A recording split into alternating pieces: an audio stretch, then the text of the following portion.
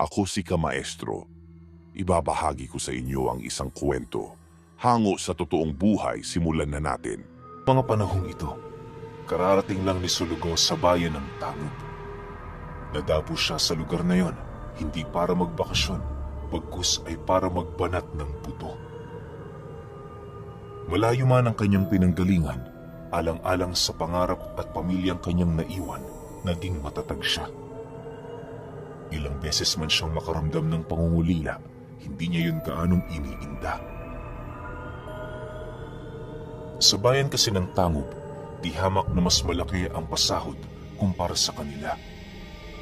Magaan lang din noon ang kanilang trabaho, lalo pat kabilang siya sa mga nagmamando sa trabaho nila.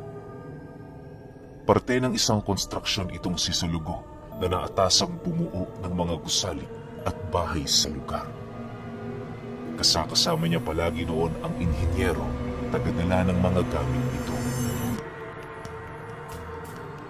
Sa loob ng ilang buwang pananatili niya sa Tangub, naging maayos naman ang lahat. Tuwing umaga, paspasan ang kanilang trabaho at tuwing gabi naman, masasayang inuman para sa kanilang grupo. Ganon at ganon palagi ang kanilang ginagawa na siya namang nakasanayan na nila. Minsan nga, doon na natutulog ang iilan nilang mga kasama sa kanilang tinutuluyan sa kadahilan ng wala na itong lakas para umuwi sa kanilang mga tahanan. Hindi naman yung problema para kay Sulugo, gawa ng tinuturing na din niyang pamilya ang mga ito. Isang hapon, matapos ang kanilang trabaho, meron silang nasagap na isang balita ukol sa pagkawala ng 2 bata sa bayan ng Tangub. Malapit lang yun sa kanilang tinutuluyan, kung kaya't hindi ito naging mahirap para malaman. Ayon sa pamilya ng 2 biktima, hindi na nakauwi ang kanilang mga anak galing eskwela. Marami naman doong nakakita pero ni isa sa mga ito walang nakapagturo. Dagdag pa ng ama ng mga bata, malabong kunin niyo ng kung sino man sa kadahilan ng madudungis ang kanilang mga anak. Wala din silang kaya sa buhay para pagdiskitahan ng mga ito. Matapos yung malaman ng kanilang grupo, wala naman silang ginawa kundi ibigay sa otoridad ang pagreresolba sa problemang yon. Lumipas pa ang mga araw, bigo pa rin ang mga taong malaman ang motibo sa pagkawala ng mga batang yon. Dahil sa nagkataong meron silang kasamang albularyo sa trabaho, kaya na may naging maugong ang tungkol sa pambibiktima ng mga aswang sa kanilang lugar. Ayon sa albularyo, madalas talagang mangyari ang ganoong bagay tuwing sumasapit ang kalagitnaan ng buwan at ang kabilugan nito. Ilang beses na din nilang sinubukang kitila ng buhay ang mga nilalang na yan, pero sadyang madudulas ito. Nang marinig naman nila Sulugo ang kwento ng kanilang kasama, itinuring nila yung biro. Bilang mga taong galing sa maunlad na komunidad, hindi nila pinaniniwalaan ang pag-iral ng mga ganoong uri ng nilalang. Para sa kanila, isa lamang yung panakot sa mga bata at wala ng iba. Kinagabihan noong mismong araw na yon, kasalukuyang nag-iinuman ang kanilang grupo. Habang tumatagal ang kanilang pagsasaya, mas lalo silang kinukumbinsi ng kanilang albularyong kasama na totoo ang mga aswang sa lugar ng Tangub. Ayon dito, naninirahan din yun kasama nila, nagkukubli sa kaanyuan ng isang ordinaryong tao. Mariin din itong pinanindigan, malawak ang saklaw ng pandama at pandinig ng mga aswang. Maaaring habang nagsasaya sila roon, pasimpleng pinagmamanmanan sila ng mga ito. Dahil sa mga bagay na paulit-ulit ipinipilit ng kanilang kasama, dumating na nga sa puntong medyo na rin din na itong si Sulugo. Bakit mo ba pinagpipilitan ng mga katang-isip na yan? Ay nako, nagsasaya tayo rito tapos sinisira mo. Matapos niyang makapagsalita, agad naman siyang tumayo para magpahangin. Makalipas lamang ang ilang minuto, pagbalik niya sa kinaroroonan ng mga ito, nasipat niya ang kanyang mga kasama na seryosong nakikinig sa istorya ng albularyo. Sa isang iglap, naramdaman niya ang pag-iinit ng kanyang katawan na siyang naging sanhi upang sapakin niya yon ng walang pag-aalinlangan. Paglapat ng kanyang kamao sa mukha nito, bigla naman yung napatitig sa kanya habang nananatiling walang imik. Dahan-dahan naman itong inialis sa kanyang mukha ang kamao ni Sulugo, sabay sagot doon ng, "Kahit ilang libong beses mo ba akong pagsusuntukin, hindi mo ako masasaktan. Ano ba ang kinagagalit mo sa katotohanang sinasabi ko? Masyado namang makitid ang utak mo. Pag purong kasinungalingan, naniniwala ka. Pero pag katotohanan, galit na galit ka." Dahil sa sinabi ng kasama nila, doon niya napagtanto na mali siya. Upang hindi na lumala ang sitwasyon, nagpasya itong si Sulugo na lumabas sa bahay na yon. Doon muna siya pansamantalang nanatili hanggat hindi pa tapos ang inuman ng kanyang mga kasama. Mariin niya din pinag-isipan ang nagawa niyang pagkakamali at kung papaano yun maitutuwid sa pamamagitan ng paghingi ng tawad. Alam niya sa kanyang sarili na hindi yun ang oras para siya ay magpaumanhin, kaya na may binabuti niyang mag-isip ng tamang araw para kausapin ang kasama nilang albularyo. Sa paglalim pa ng gabi, napapansin niyang nawawala na ang tawanan sa loob ng kanilang bahay. Nang mapansin ni Sulugo na parang natutulog na ang mga ito, dahan-dahan naman siyang tumayo para pumasok. Habang binabagtas niya ang daan, bigla naman siya nang napatahimik nang makarinig siya ng kaluskos di kalayuan sa kanilang kinaroroonan. Sinasabayan niyo ng isang kakaibang huni na siya namang nagdudulot ng takot sa kanyang katawan. Dahil dito, minabuti niyang manatili sa kanyang kinatatayuan para magmasid at makiramdam. Maya-maya pa, laking gulat na lamang niya nang muli siyang makarinig ng kakaibang pag-ungol sa paligid. Alam niyang papalapit na yun sa kanya, kaya't nagpasya siyang tumakbo ng mabilis papaloob ng kanilang bahay. Sa puntong yun, nanginginig na ang buong katawan ni Sulugo dahil sa takot. Matapos niyang maisara ang pinto, agad naman siyang napaupo sa gilid nito habang naghahabol ng kanyang hininga. Subalit, hindi pa man siya tumatagal sa lugar na yon, muli na naman niyang narinig ang animoy pagkarit ng kung anong bagay sa dingding ng kanilang tinutuluyang bahay. Ano man ang nilalang na nasa labas, nasisiguro niyang hindi ito pangkaraniwan. Sa pagpapatuloy ng pangyayaring yon, dali-dali naman siyang tumayo para puntahan ng mga kasama niyang nagpapahinga. Pagdating niya sa silid, bumungad sa kanya ang kasama nilang albularyo na tahimik na nagmamasid sa isang maliit na siwang ng dingding. Paglapit niya sa kinaroroonan nito, agad naman siya nitong sinenyasan na tumahimik. Ayon sa kanyang kasama, may mga naligaw na aswang sa bahay nila. Hindi nito mawari kung bakit yun napadalaw, lalo pat wala namang bata sa bahay na kanilang tinutuluyan. Dagdag pa nito, hindi lang 2 aswang ang nasa labas noong gabi, bagkus ay nasa 5 ang bilang nito. Mariin ding inilahad sa kanya ng albularyo na kung nahuli siya ng pagpasok sa loob ng kahit 1 segundo, paniguradong may kalalagyan siya. Upang mapatotohanan ng kanyang kasama ang mga sinasabi nito, nagpasya yung pasilipin siya sa labas ng bahay. Pagsili niya sa kanilang bakuran, bumungad sa kanya ang mga taong hubad-hubad, naglalakad ng nakatuwad, at merong mga galamay na lumalabas sa bunganga nito. May mapupula din yung mga mata at gumagawa yun ng kakaibang huni sa bawat paglakad nila.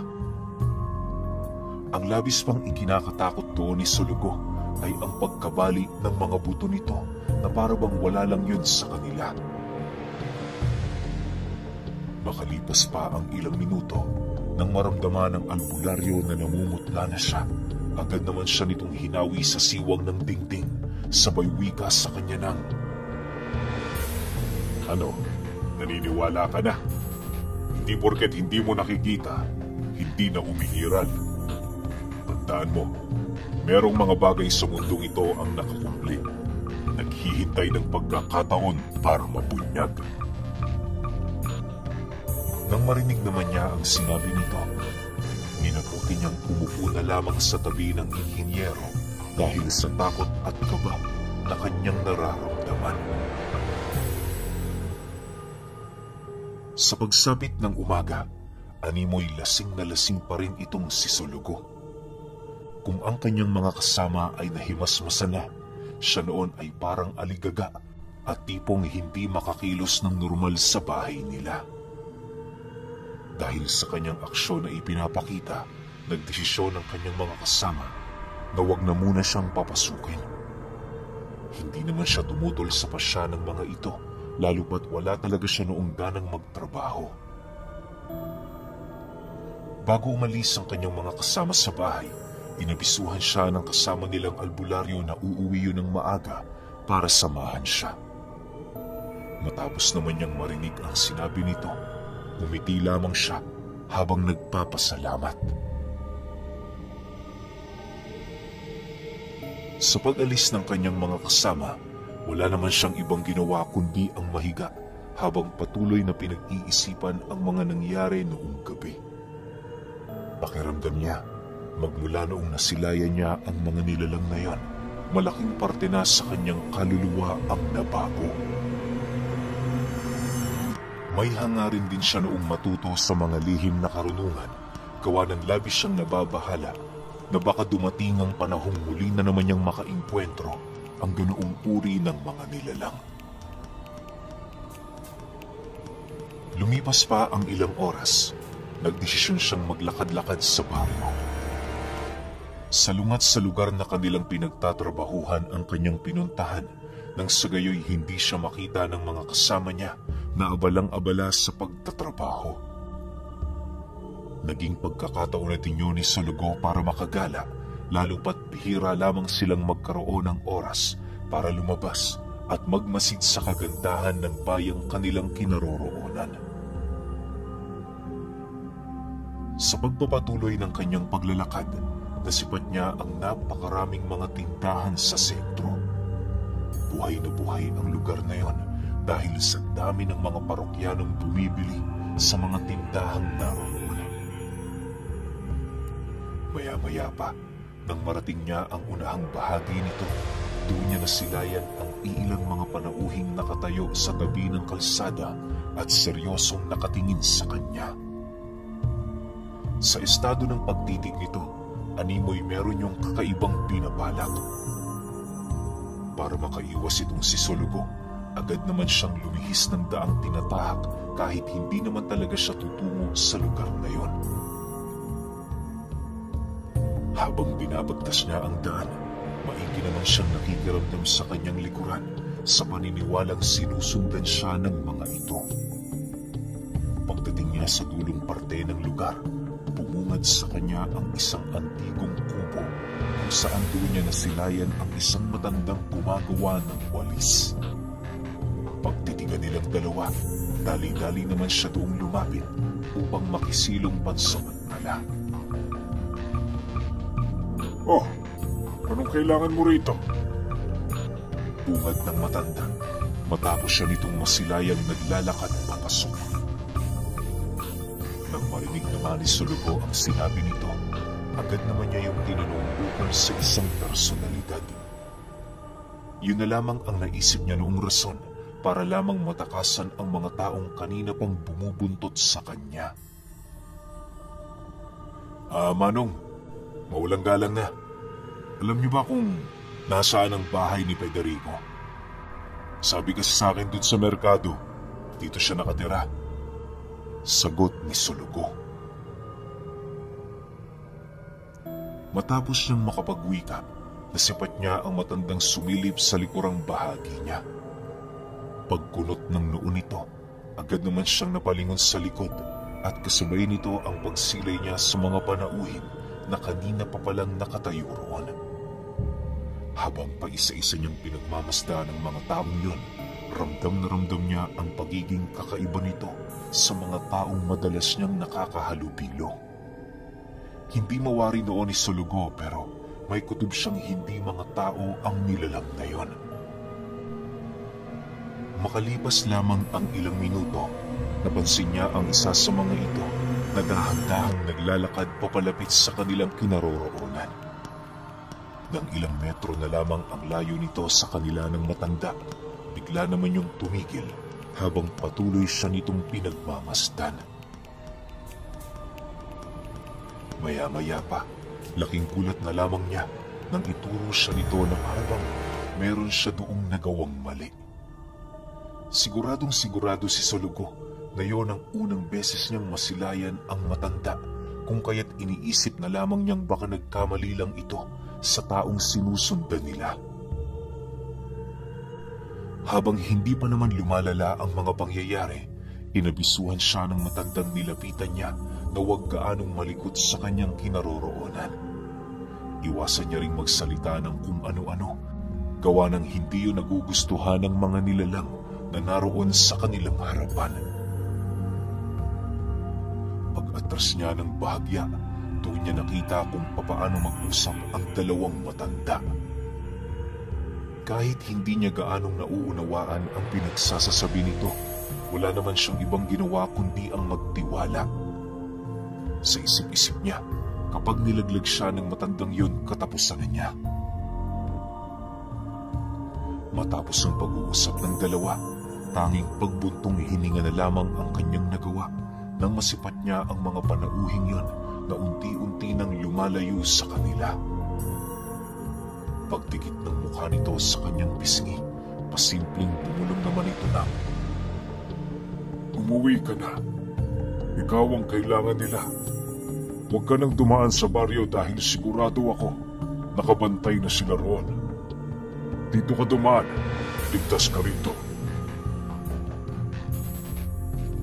Matapos nitong makapagsalita, agad naman itong itinuro sa kanya ang daan sa gilid ng palayan. Dahil sa wala na din siya noong pagpipilian, kaya naman minabuti niyang sundin ang habili ng matanda.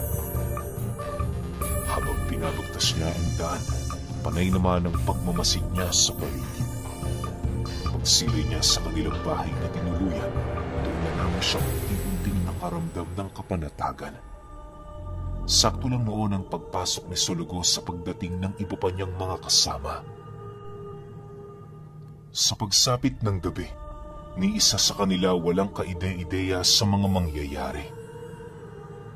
Yung kasama nila noong albularyo, halos hindi na nila gaanong makausap, gawa ng panay lang ang pagtango nito habang tulalang nakatitig sa labas ng kanilang bahay. Hindi rin ito nalapatan ng anumang gamot si Sulugo, sa kadahilan ng huli na din ang pag-uwi nito. Makalipas pa ang ilang oras, pagtungtong ng 9:00 ng gabi, doon na nila narinig ang pagsialulungan ng mga aso sa paligid. Bahagya sila noong tumahimik para makinig, subalit hindi rin naman gaanong tumagal ang alulong na yon. May iilan din sa kanilang nagbiro ukol doon, ngunit hindi na nila ito pinakinggan. Dahil sa mga nangyari, tila bang naging seryoso ang animoy pagkakatuwaan ng kanilang grupo noong gabi. Lahat sila maiging nakikiramdam sa paligid ng anumang kaluskos na kanilang maririnig. Maya-maya pa, habang nag-uusap itong si Sulugo at ang kanilang inhinyero, nasipat nila ang kasama nilang albularyo na dahan-dahang lumalapit sa kanilang kinaroroonan. Pagharap nito, tapatan naman itong inilahad sa kanila ang katotohanan sa likod ng mga nangyayaring kakaiba noong gabing yun. Makinig kayong dalawa. Hindi na ako magpapaligoy-ligoy pa. Kayo ang pakay nila rito. Nasisiguro ko, ang ni Altan ang naririto. Galit sila sa tayo at maaaring yon ang kanilang rason kung bakit sila nang gambala dito. Kapag nakaligtas tayo ngayong gabi, pakiusap umalis na kayo dito sa tangob kinabukasan. Hindi sila titigil hanggat hindi kayo namamatay o umaalis dito sa aming lugar. Alam kong meron pa kayong importanteng lakad dito, pero alang-alang sa kaligtasan ninyo, pakiusap, sundin ninyo ang mga habiling ko. Hindi ko na ito uulitin. Nababahalang wika ng albularyo. Matapos naman nilang marinig ang sinabi nito, bakas sa kanilang pagmumuka ang labis-labis na pagtataka. Akala nila niloloko sila ng kasama nilang yon, pero pagtungtong ng 10:00 ng gabi, doon nila napatunayan ang bawat katagang binitawan nito sa kanilang harapan. Habang nagmamasid sila sa paligid, nasipat nila ang ilang mga malalaking aso na mabilisang tumatakbo papaikot ng bahay. Nag-aangil ang mga ito at nagliliphayo ng kakaibang tunog sa bawat hakbang na kanilang ginagawa. Maya-maya pa, bigla naman silang napasigaw nang maramdaman nila ang pag-uga ng bahay. Nagsikaripas na dinuon ang mga aso na nagpapahinga sa ilalim, indikasyon na hindi pangkaraniwang nilalang ang sumalakay. Dahil dito, wala namang nagawa sila sulugo, kundi ang manalangin habang nananatiling nakadikit sa kanilang mga kasama. Yung albularyo nila noong kasama, panay na ang pag-ihip ng mga usal sa hangin, pero hindi ito sapat para maitaboy ang mga aswang. Sa pagdating ng puntong pilit ng tinutumba ng mga nilalang ang kanilang tahanan, napilitan na silang kumuha ng armas upang maipagtanggol ang kanilang sarili. Lahat sila tahimik na nakikiramdam, handang umatake sa kahit na sinong pumasok sa pinto ng kanilang tahanan. Sa isip-isip noon ni Sulugo, anuman ang mangyari sa kanila, tinatanggap na niya. Dahil kasi sa mga nangyayari, nasisiguro niyang wala na silang kakayahan na manatiling buhay hanggang umaga.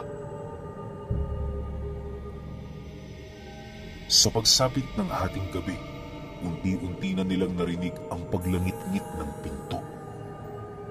Naging normal na din sa kanila noon ang pag-angil ng mga aswang na animoy kanina pang nagpupumilit pumasok sa loob. Makalipas pa ang ilang minuto, nang masipat ng albularyo na itutulak na ng mga aswang ang pinto, agad naman niyang inabisuhan ng kanyang mga kasama na harangan ito. Kahit karamihan sa kanila ay nanginginig na ang mga katawan, buong tapang pa rin nilang sinunod ang nais nitong mangyari. Habang nakikipagbungo sila sa mga aswang, rinig na rinig nila ang mga katagang sinasabi nito. Sa pagkakatanda ni Sulugo, 4 na salita lamang ang naibibigkas ng mga aswang habang patuloy nitong tinutulak ang entradang pinto ng kanilang tahanan. Buksan niyo ang pinto! Buksan niyo ang pinto! Pabalik-balik na wika ng mga aswang sa kanila. May mga pagkakataon ding pilit sila nitong tinitigalpo, pero dahil sa karunungang tanga ng kanilang kasamang albularyo, kaya na may nagagawa nitong makontra ang malalasong tila ng mga aswang. Sa pagpapatuloy ng ganoong kaganapan, kitang-kita ni Sulugo kung papaano umiyak sa harapan niya ang inhinyero. Habang pinipilit nitong harangan ng pinto, paulit-ulit nitong sinasabi sa kanila na kailan may hindi na siya babalik sa lugar na yon. Dagdag pa nito, bukas na bukas mismo, aalis na sila sa tangob kahit meron sila doong maiiwang proyekto. Nangako din yun sa kanya na isasama siya kahit wala pa silang natatanggap na bayad sa may-ari ng gusaling ginagawa nila. Sa pagtungtong ng 1:00 ng madaling araw, doon pa lamang nag-umpisang kumalma ang buong paligid. Ayon sa kanila, wala na silang dapat ipagkabahala sa kadahilan ng sumapit na ang oras ng pamamahinga ng mga aswang. Naniniwala ang albularyo, sino man sa angka ni Altang ang manatili hanggang 2:00 ng madaling araw mamamatay ng walang dahilan. Sumpa na kasi yun sa kanilang angkan dahil sa minsan nilang pagpapalaganap ng salot sa kabuuan ng bayan. Dagdag pa nito na sa kabila ng masasayang tao sa lugar nila, nagkukubli ang isang sikreto tungkol sa madilim nilang nakaraan. Kinabukasan, hindi pa man sumasapit ang bukang liwayway. Dali-dali na silang tumungo ng inhinyero patungo sa pantalan. Pagsilay nilang papalis na ang isang barkong hindi naman patungo sa kanilang lugar, nagpumilit na sila doong sumakay. Magmula noon, naging panatag na ang kanilang sarili dahil alam nilang malayo na sila sa panganib. Kalakip ng kanilang pag-alis ay ang pangakong kailan may hindi na sila babalik sa lugar na yon. Lumipas pa ang mga taon, namuhay si Sulugo bilang mekaniko sa kanilang lugar. Tinalikuran na niya ang dati niyang gawain dahil sa ayaw na niyang maulit pa ang mga ganoong pangyayari sa buhay niya. Magpahanggang sa ngayon, sariwang-sariwa pa rin sa kanyang alaala ang minsang pagkakaroon nila ng komprontasyon sa angkan ni Altang.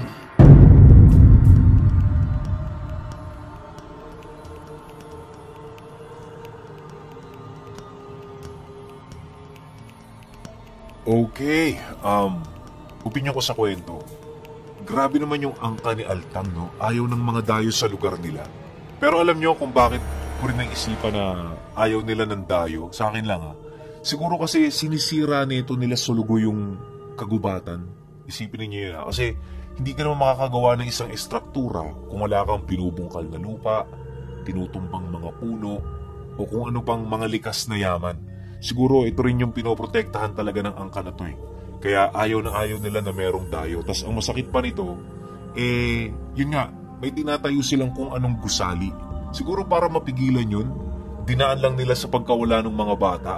Yun lang yung siguro ginawa nilang first step para kumalat yung balita. Tapos nung kumalat na, iisipin, kasi ito si Sulugo hindi naman naniniwala sa mga aswang, eh. Kaso yung albularyo na taga roon na nga yung nagsabi na totoo yung mga yun. Tapos nung nasaksihan ni Sulugo, ayun, pameme siya, di ba? Halos pangungutin nga siya, tsaka hindi siya makatulog, eh. Dahil sa takot.